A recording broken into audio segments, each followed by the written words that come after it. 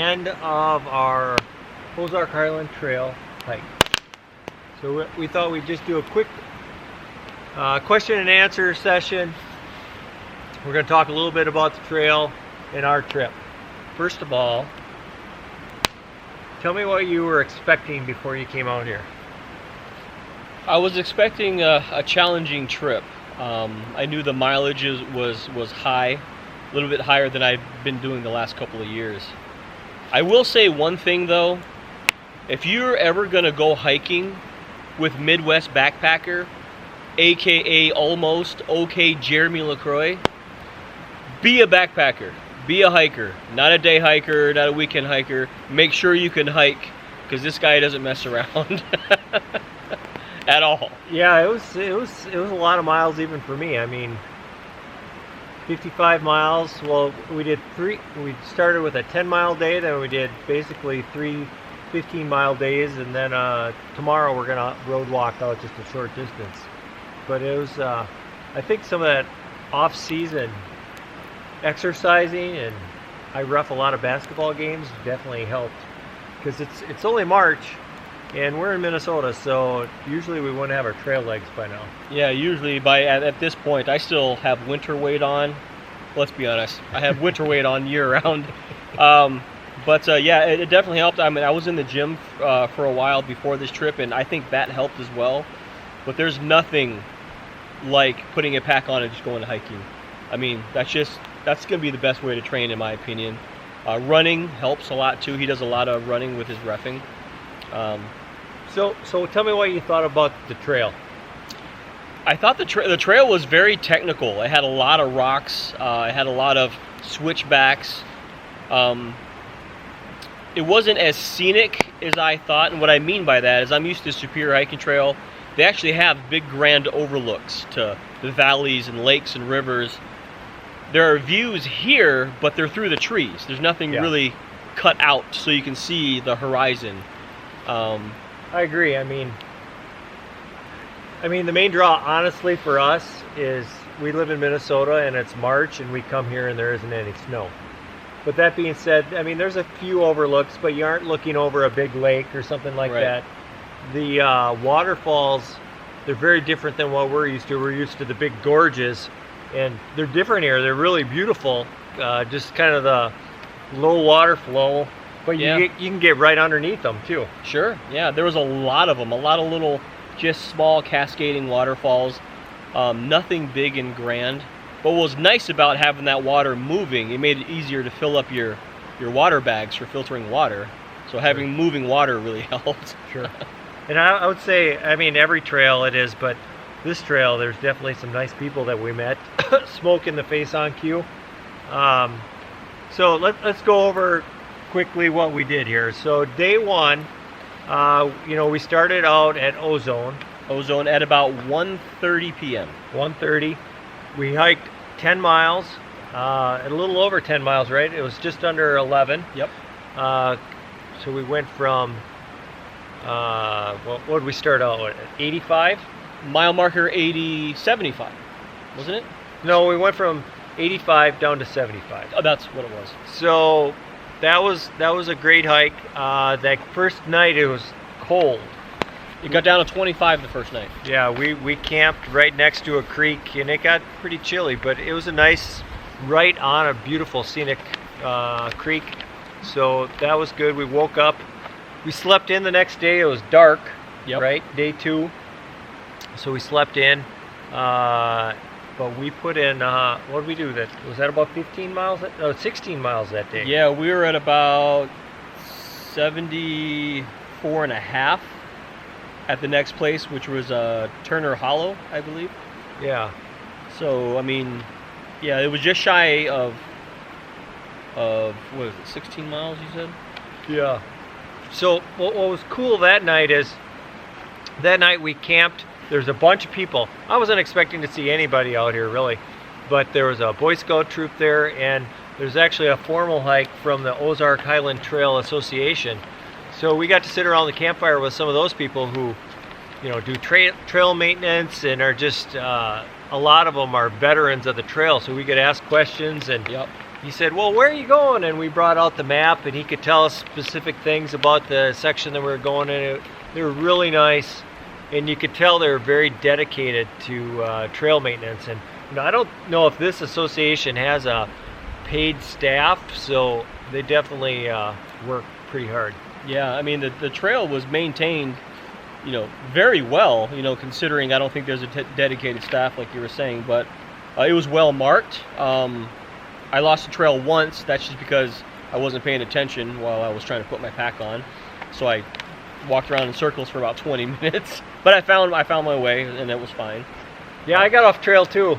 Oh shucks. Yeah, it happens. We crossed over a road, and you're supposed to go down the road and get back on the trail. Well, I didn't get back on the trail. I went all the way down on the road and got lucky that the trail passed it again, and I unintentionally made a sweet shortcut. Yeah. So, not me. I took the whole thing. So day three was Rob's favorite day. Day 3 was very, very rough on me. I was already beat up from day 1 and 2, and it was supposed to be a bigger day. I guess an average day, and I was just feeling a little bit bogged down, a little overwhelmed with my legs and my calves, and I fell. I busted up my shin, and I had to sit there and just, I'm thinking, if I can call someone, I'd probably call someone to come pick me up, because I am not doing good. I know Jeremy was way ahead of me. Yeah, your good hiking partner was taking care of you there, wasn't he? Well, you got to hike your own hike, But, I bandaged myself up, and you know what? And I just pushed on through. It ended up being a shorter day, mainly because of me. But we ended up at Harrods Creek, which was mile marker, call it 46. Great camp. He actually found me on the trail. Yep, I came back. I was sitting at camp for a good half hour, and I started to get worried. Came back, a half a mile, and saw Rob walking like a duck. And, I was hiker hobbling like you wouldn't believe. He was asking me if I was chafe. I wasn't chafe. My feet were just killing me. Yeah. But we made it through, and it was a good night's sleep. We met another scout troop there. They were really nice. Josh. I don't know if you're watching this. You're hilarious. You're hilarious, man. And you're awesome. Yep. Don't change. Yep. Except put on some clothes at the campfire when it's 30 degrees, all right? Yeah, and thanks for the rice-a-roni and chicken. I really appreciated that. That really helped break up the monotony of dehydration. What was it that they called it, that they had a scout in the troop that was supposed to finish off the food? Sump. He was the sump. Josh was the sump. And the night before, in his sleeping bag, in his tent, he threw up a little bit because he was the sump the night before that. And so I see Josh with this big pot of rice. And he's looking down at it, and he's like, I'm like, Josh, stop eating. He's like, okay. I've never heard that term sump before, but a designated person whose job is to finish the food. That's amazing. It makes sense. You don't have to throw it away, I guess. But so today was day 4. Yes. Rob woke up. What time? Okay. Today was going to be the biggest day because we had a lot of elevation, and he said, suck it up. We're going all the way. I never used the word suck it. I was thinking it. I never said it. Yeah.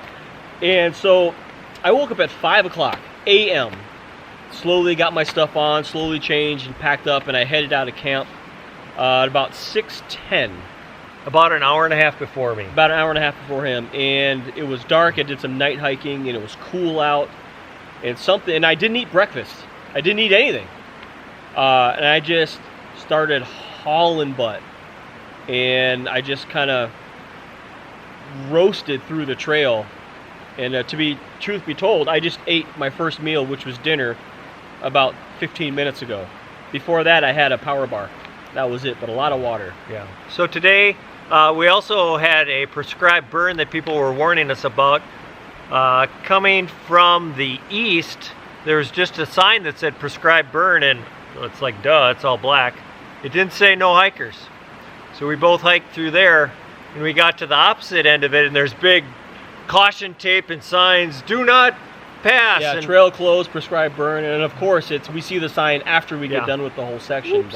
But That's good. It was fine through there. oh There's- yeah, it was the burn already happened. It was fine. There were, I mean, a couple of smoking logs, but we were in no danger at that point. So we made it here. We made it here. Woo! Yes, here we're at Fane Creek, mile 30. Mile marker 30. Mile marker 30, and you know, we got it done. I soaked in the river to ice out my legs, and I think that really helped. But I'm gonna sleep well tonight. Yeah. So the reason why we picked this is last year I hiked the first 30 miles, and Turner Bend is our shuttle, the store down here. So I hiked to here last year and walked to Turner Bend. So tomorrow morning we're going to do the same thing and walk. It's like 3 miles to Turner Bend, where our car's at. We're Yep. going to take showers and drive home. But in summary, I thought it was a great hike. Depending on vacation, I might come down and finish section hiking it next year. We'll see. But one thing I wanted to talk quickly about is your maps. If you're planning on coming and hiking the Ozark Highland Trail, I suggest that you buy the map. There's 2 of them, right? There's 2 of them, the east and the west. Buy them and buy the trail guidebook. Last year I just went by these trail guidebooks, maps, and there's no detail on them. And frankly, to be honest, the trail guidebook isn't that great, but it gives you the view of the trail from 10,000 feet, looking at the whole trail. But if you're going to come down and hike it, I mean, this map provided us the detail, and it was very helpful. And this trail has mile markers, so we could orientate ourselves on the map with those mile markers and know exactly where we're at and how far we had to go. And I bought those maps right on Amazon. I bought both of them, and they're like that waterproof kind of material, so they'll last a while. And I mean, it's a big map, but it's waterproof. Yep, and, double-sided. Yep. Yeah, it's a nice map. So Yep, I'm glad I carried it. I really like that information. Mile markers, creek names, or holler names, I should say. I like that. I'm an information geek, so I carried it. all right, if you like this Smoky video, and you haven't actually watched our Ozark Highland Trail videos, I'll put a couple links to them over here. And you can subscribe to Rob down here and subscribe to me up here. And hey, we'll see you on the trail. I think we'll see you.